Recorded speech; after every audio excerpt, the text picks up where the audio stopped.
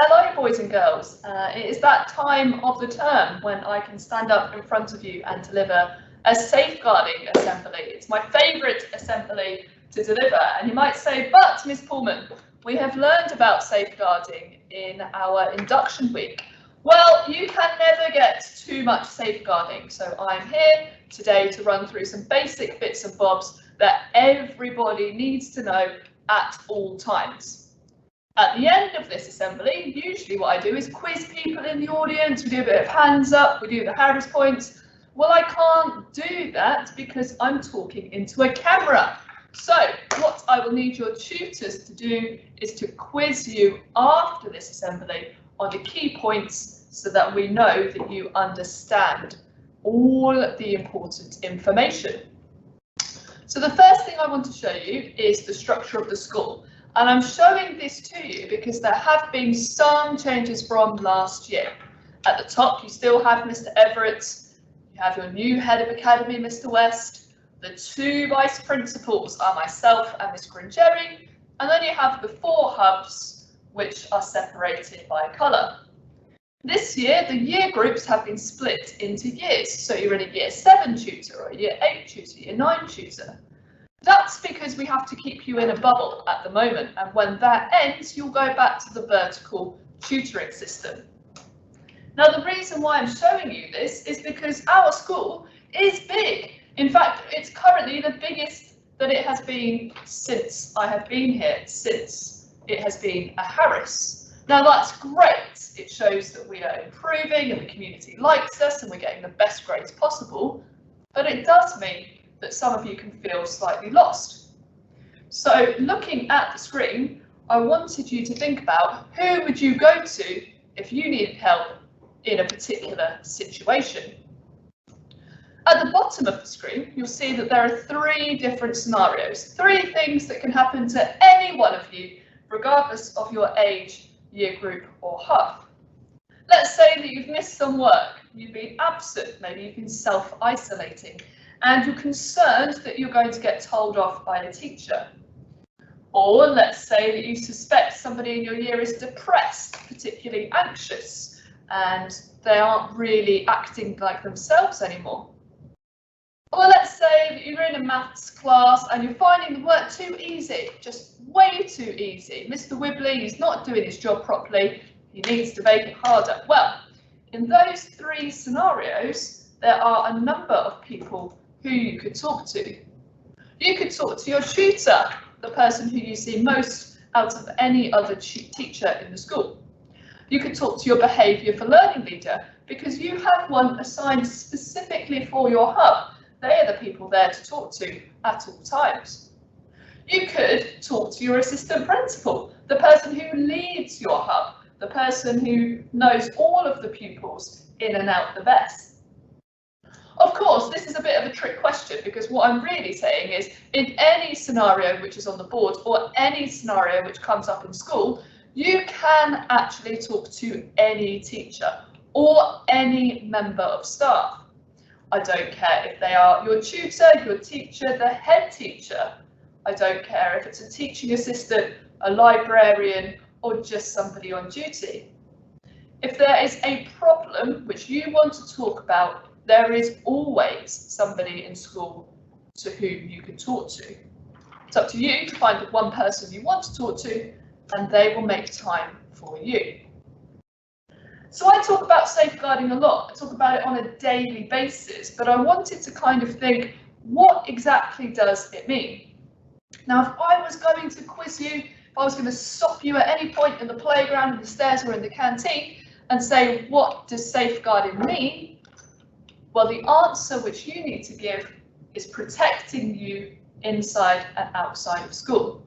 Because safeguarding isn't something which I just do here. Safeguarding is working with the families, working with the community, working with the police. All of it is intertwined, talking to each other, sharing information to make sure that you're safe. And how do we do it? Well, look at the stars which are on the board. We do it in so many different ways. We talk to you about mental health. We help you with your mental health. We can provide mentoring. We invite your parents in for meetings. We have staff with those big high vises on duty every single day for multiple duties every single day.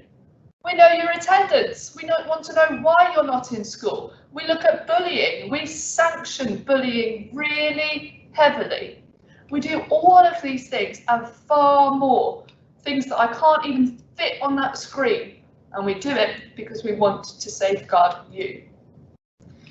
Now, this is the safeguarding team across the primary and the secondary phase. And there are a few faces on there which you might recognise from around the academy. But there are a few people to whom you need to pay particular attention. First of all, I am your designated safeguarding lead. So if anyone ever stops you and says, who is the designated safeguarding lead? It is me. It is Miss Pullman. And I might teach you, I might be in a parent meeting with you, but above all, I am the safeguarding lead of the academy.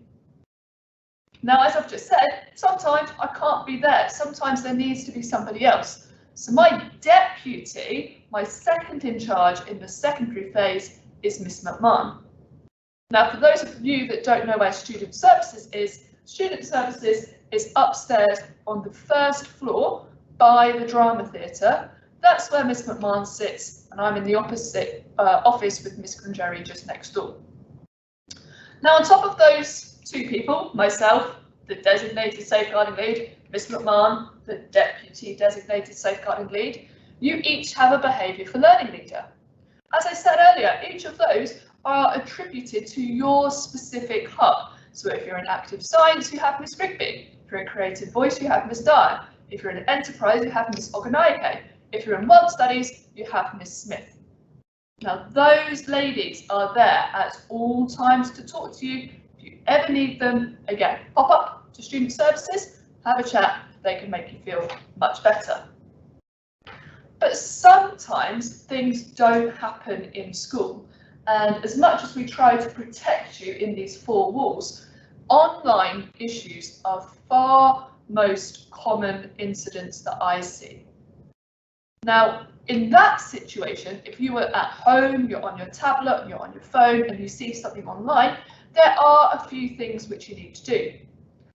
Number one, if it's on a social media site, you need to look for that button, the report abuse button. You need to click it because you are accountable.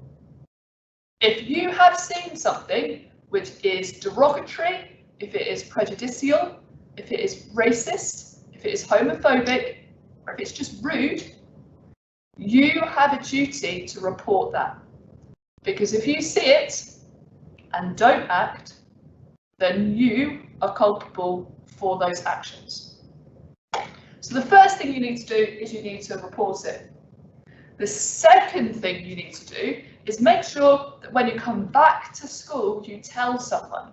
And I've written that you should tell me or Miss McMahon, but really, I don't mind who you tell. As long as you tell a member of staff that this issue has happened, then that means that we can action it in school. Now, some people, I've worked in education now for enough years to know that many children don't want to be that person to put their hand up and to tell on their friends. Some people don't want to be the snitch. Some people don't want to be the snake. Some people don't want to put themselves forward. And I get it. I was at school once too. I understand the social pressure. But that's why we have the system called the SHARP system, which is online. And you can find that on our website.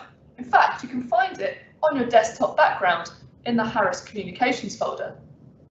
If you click the SHARP website, you can go to something called Make Report. It's that red button in the top right-hand corner. When you click Make Reports, that will take you to a form. On the form, all you need to do is make sure that you tell me your name, if you want to, the incident which has occurred, and then I can action it from there.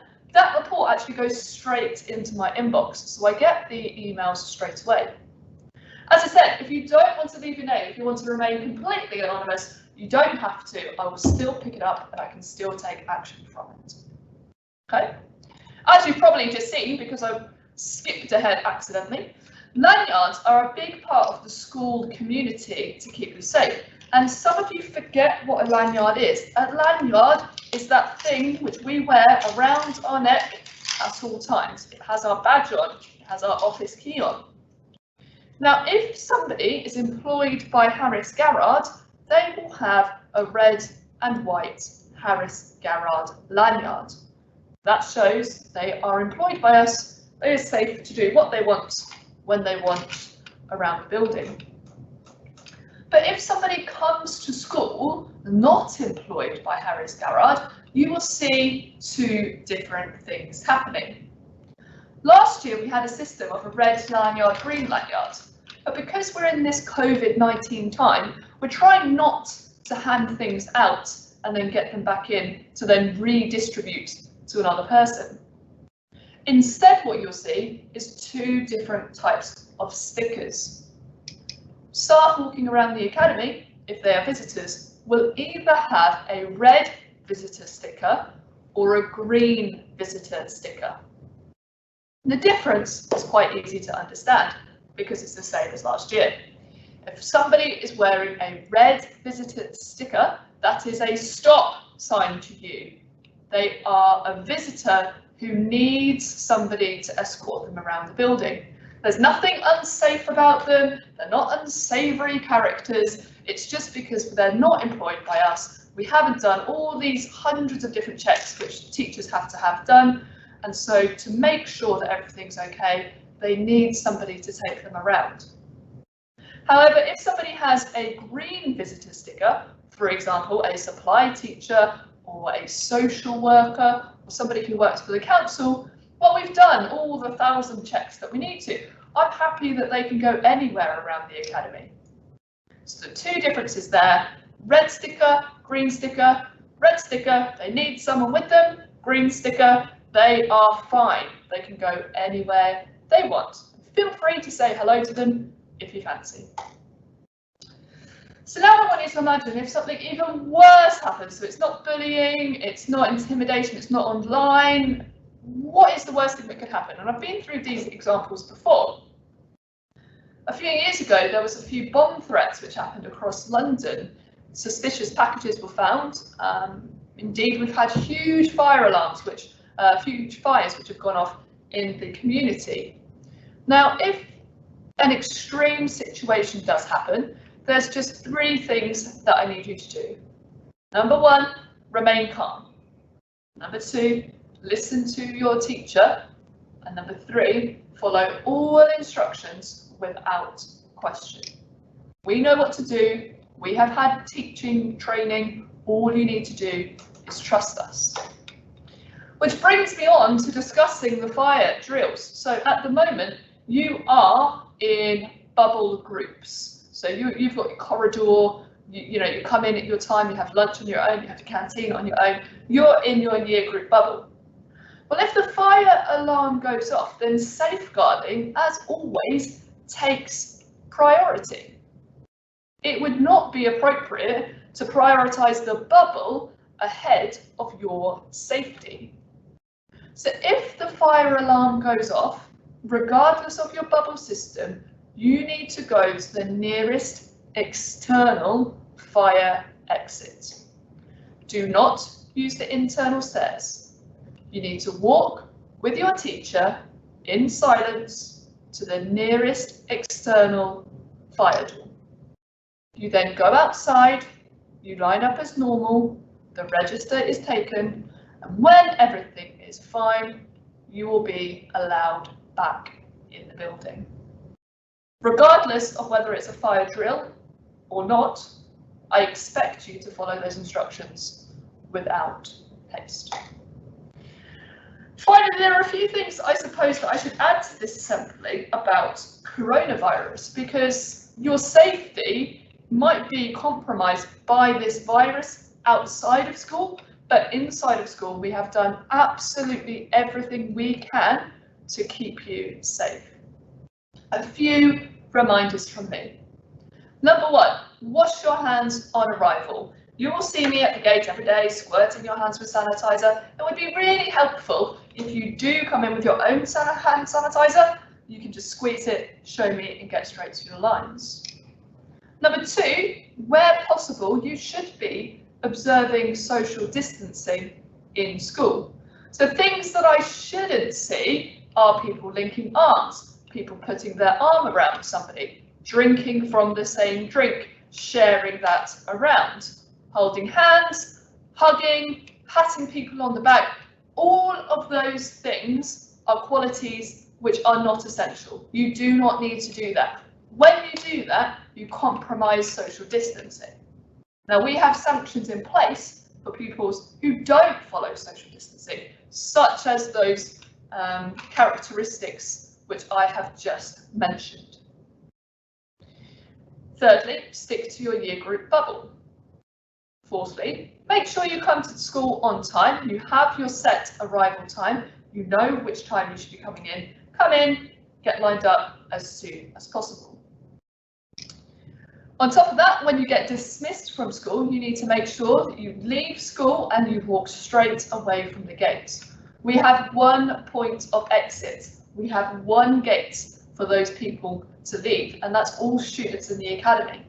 So if you think that we've got 300, 400 children being dismissed at one time, although we stagger your dismissal, so we leave 10 minutes between each year group, if you stand outside that gate, then you put us in a very difficult position, because we've staggered your dismissal, we've made enough time to get people out into the community.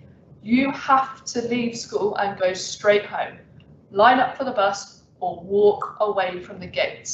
What I shouldn't see is big groups of people waiting for their friends, waiting for other people. You need to disperse and move on. Finally, if you do have a face mask, which some of you are choosing to wear to and from school, perhaps because of public transport, then fine, you either need to be wearing it properly, for example, over your nose, or you shouldn't be wearing it at all. Because if you're doing that, if you're wearing it inappropriately, then it isn't actually effective and you're just risking spreading the virus even more. Okay? So the last thing I want to end on is that, you know, this is a tough year for everyone. It's tough for the teachers, it's tough for you, and we really appreciate your hard work and, as always, your incredibly good behaviour around the academy. We will talk to you about coronavirus until this is well and gone. We will talk to you about exams. We will expect the best of you, as always, because we say every day, every child, no excuses. But amidst all of that, what I need you to remember is that safeguarding is outstanding at this school. Your safety, amongst everything else, is the priority and will continue to be the priority throughout your time at Harris Garrard. So thank you very much for listening. As I said earlier on, what I'll do is I'll pass over to your tutor. Your tutor will now quiz you on everything you have learnt. Bye-bye.